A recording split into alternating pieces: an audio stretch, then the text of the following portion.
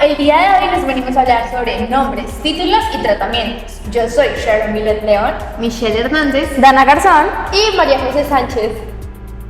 Listo, pero ¿saben qué estaba pensando? Que también deberíamos escribir los nombres en una hoja, pues para que la profesora los pueda leer. ¿Será? Yo creo que sí. Vamos. Está bien, a mí me parece. Mish, cuando se menciona a una persona por primera vez, hay que escribir su nombre completo, tal como cada una lo usa. Y si yo las voy a volver a nombrar o a escribir su nombre, ¿tengo que volver a ponerlo completo? No, en ese caso puedes utilizar el primer apellido de la persona o los dos, pero existen otros casos donde puedes escribir o mencionar a la persona por el nombre que ésta utiliza de costumbre.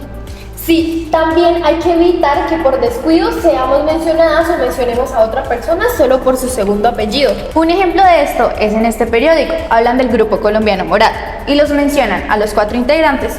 Cuando los mencionan por primera vez, lo hacen con su nombre completo, pero más adelante ya solo utilizan su primer nombre y su primer apellido, como por ejemplo Simón Vargas. Vale, está bien. El trato para las mujeres tiende a ser el mismo al dado a los hombres. Sin embargo, las costumbres colombianas y la misma semántica española establecen algunas excepciones. No existen reglas rigurosas para esta, pero deberíamos tener en cuenta algunas indicaciones. Dana, para clase de teoría de la comunicación debemos hacer una infografía. No recuerdo que hayan mencionado eso. Claro, la Sánchez lo dijo. Corrección, jamás se debe utilizar el artículo antepuesto al apellido, pues esto se puede tornar un poco despectivo. Así es, digamos, acá cuando están hablando del expresidente Álvaro Uribe, nombran solamente su apellido, Uribe, no dicen el Uribe. Vale. Entonces, María José Sánchez dijo que para teoría de la comunicación debíamos hacer una infografía que se entregaba el lunes. Así suena mejor. ¿Viste la entrevista el miércoles de Márquez? ¿Márquez? Sí, Francia Márquez. Cuando se trata de mujeres que ocupan cargos públicos, participan en política o desarrollan actividades destacadas, se puede mencionar el apellido a secas. De todas maneras, y según el criterio del redactor, se puede buscar la forma de no citar el apellido y mencionar solamente la profesión o el cargo de la mujer, en este caso de la vicepresidenta. Otro ejemplo es que hablan de Carolina Sanín, una escritora que nació en Bogotá. Entonces aquí, primeramente se refieren con su nombre, Carolina Sanín, y más adelante ya lo dicen la escritora. Cuando se trate de mujeres que no ocupan cargos públicos ni desarrollan actividades destacadas, pero se habla de su vida personal, no se debe emplear el apellido a secas después de la primera mención.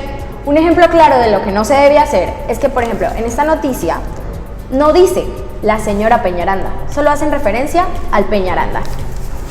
A las damas casadas se les debe consultar cómo prefieren ser llamadas. Si su apellido de soltera junto al apellido de su esposo unidos de la preposición de.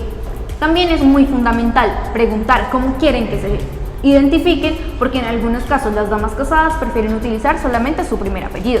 Un ejemplo de esto es la abuela de mi novio. Ella se llama María Esther Montaña de Figueredo y ella prefiere que así la llamen. Sí, acabo de recordar que lo mismo sucede con mi abuela. Ella se llama Flor María de Moncada Gómez. Recordemos que los apellidos combinados como el García Peña se deben escribir como tal. No se puede decir el señor García. Los apellidos se hacen en plural con una S al final cuando se habla de una dinastía. Por ejemplo, los Capetos viven en una casa enorme, o los Estuardos, todos son músicos. También cuando se hace referencia a personas que tengan o hayan tenido ese apellido. Por ejemplo, los Garcías son millones. Pero si la referencia solo es limitada a los miembros contemporáneos de una familia, los apellidos irán en singular. Por ejemplo, los Pastrana pertenecen a la política desde 1950. Debemos tener presente que todo periodista debe prestar suma atención a los nombres, ya que es uno de los temas más delicados.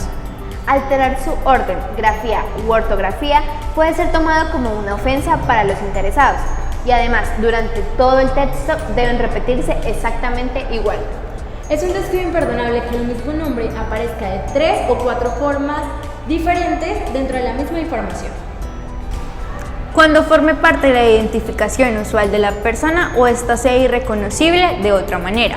Doctores está limitado a los médicos. Cuando se traten de unas personas que no tengan cargos específicos, estas personas deben recibir el tratamiento respetuoso de señor o señora. Hoy Hola señora, buenas tardes. Así que yo puedo decir, la señora Ramírez o los ladrones asaltaron la casa del señor Pérez. Así es, comprendiste bien. En informaciones de carácter político, cuando se menciona por primera vez a un personaje, especialmente si es senador de la República o representante a la Cámara, se debe señalar el partido o movimiento al que pertenece, también el departamento que representa. Esta identificación se hará con abreviaturas entre paréntesis, poniendo primero el partido o movimiento y luego uniendo con una raya el departamento. Para el efecto se usarán las siguientes abreviaturas.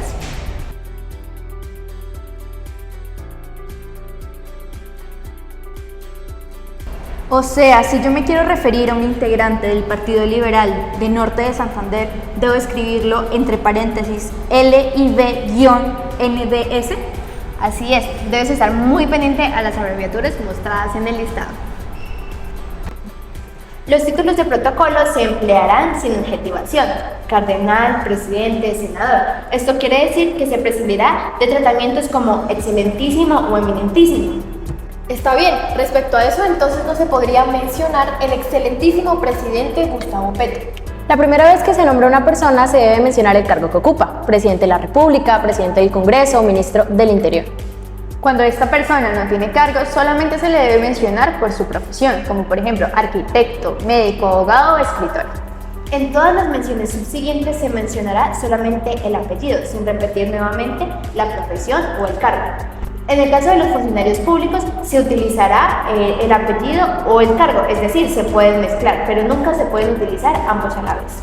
En las informaciones en donde se mencionen repetidamente dos o más personas, se debe tener en cuenta y tener claro a qué va referido la frase o la información. Las profesiones y los títulos cambian de género. Por ejemplo, contador y contadora. Hay palabras de género común como presidente, juez y políglota, aunque también existen presidenta, jueza y polígloto. Y las palabras tienen femenino y masculino, como concejal, concejala, jefe, jefa, ministro, ministra. Hay que usar los gentilicios respetando las reglas del idioma y también respetando el lugar geográfico donde se encuentra. Norteamericano no es solamente el oriundo de Estados Unidos, sino también el canadiense y el mexicano. Así como americano es cualquier persona nacida entre la Patagonia y Alaska. Espero que este video les haya servido para conocer el uso de los nombres, títulos y tratamientos. Gracias.